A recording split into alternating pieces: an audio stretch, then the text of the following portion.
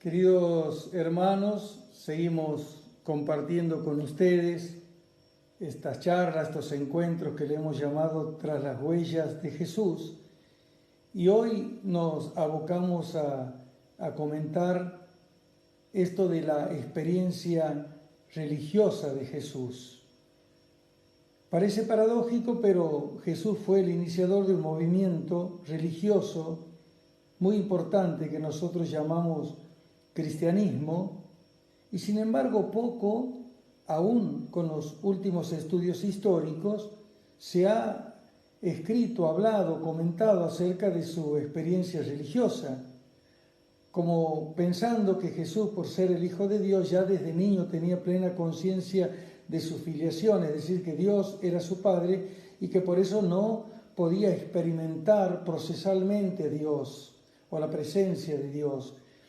Pero esto no es así, sino que justamente Jesús, por ser hombre, tuvo una fe, una experiencia religiosa situada, es decir, de manera procesal, de acuerdo a su edad, a su madurez psíquica, al contexto de la familia, de su cultura y por supuesto de la religión de su pueblo. No olvidarnos que Jesús era judío y era parte del pueblo de Israel. Entonces es pertinente hablar de la experiencia religiosa de Jesús y es lo que vamos a comentar ahora. Quisiera señalar como tres momentos, tres etapas. Una primera etapa lo sitúa Jesús en su contexto familiar. Cómo vivían la fe, la experiencia religiosa las familias de Nazaret en tiempos de Jesús.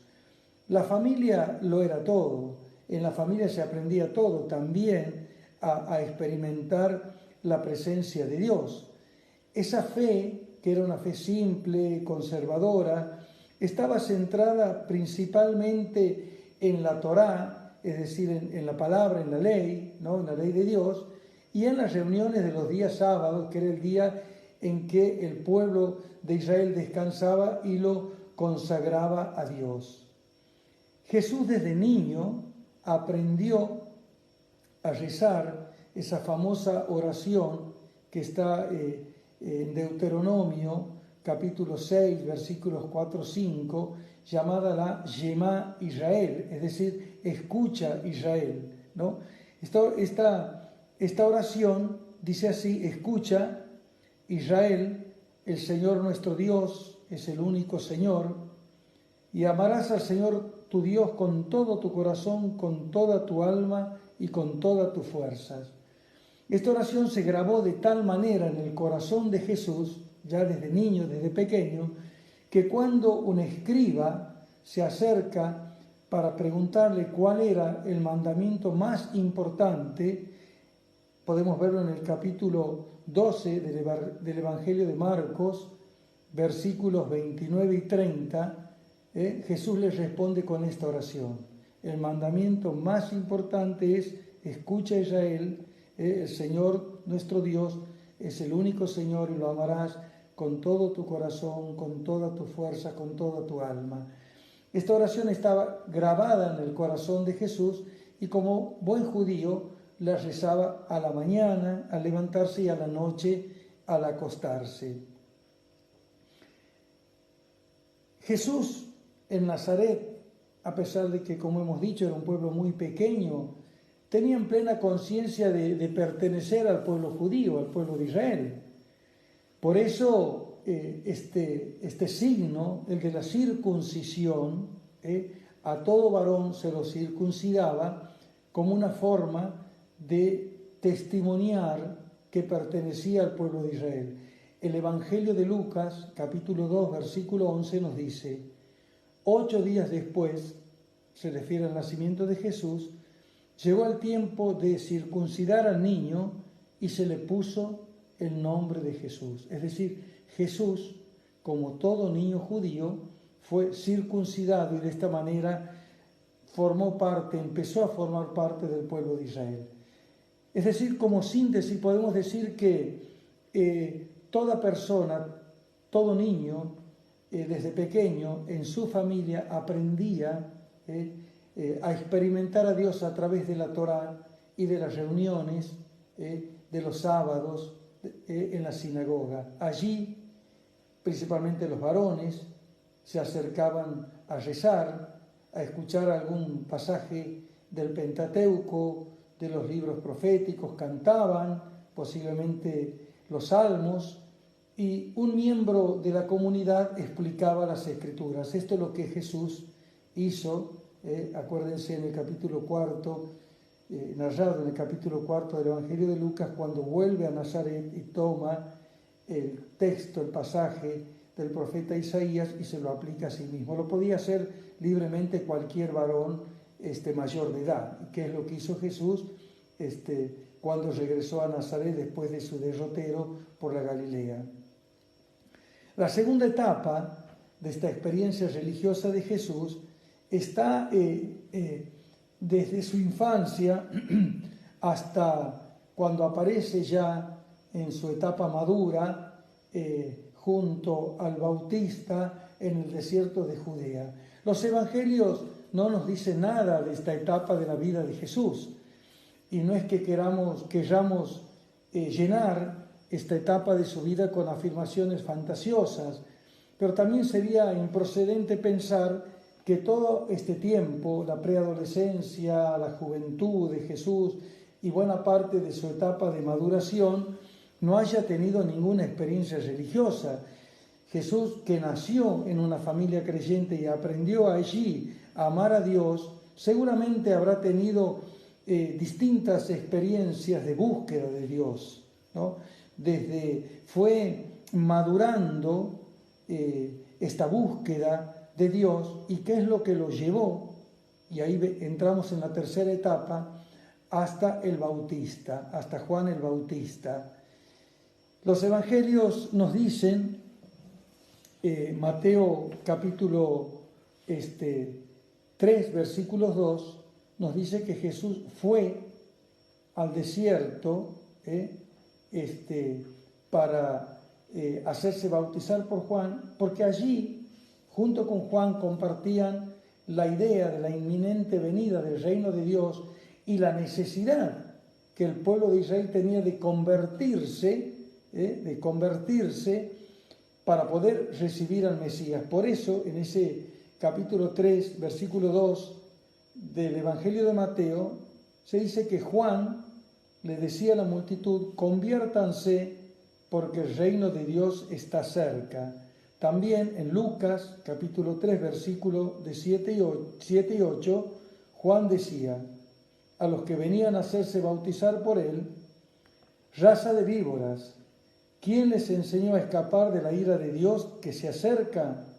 Produzcan frutos de una sincera conversión y no piensen, tenemos como padre a Abraham.